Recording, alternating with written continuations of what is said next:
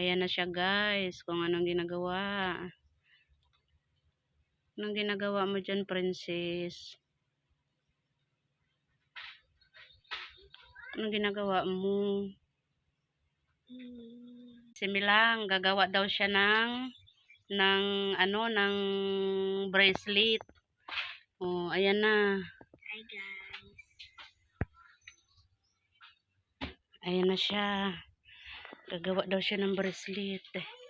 Dito kami sa Pantaw. Dito kami sa Pantaw. Gumagawa daw siya ng kanyang bracelet at maibenta daw niya at parang kumita daw siya. Say hi. Hi. Say hi. Maganda ang ating ano. Sige na, mag-start ka na.